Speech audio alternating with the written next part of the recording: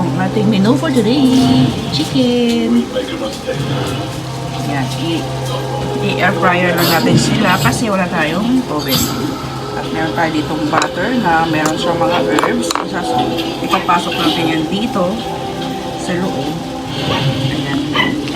Papasok natin yan dyan.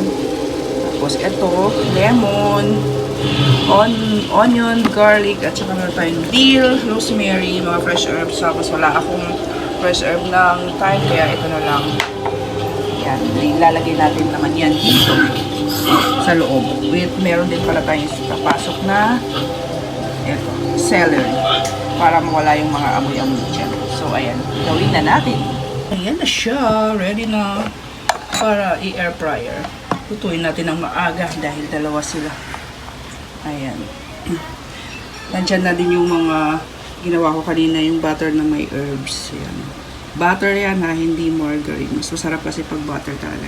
Gagamitin mo. Ang ginagamit ko ay Queensland. Ayan.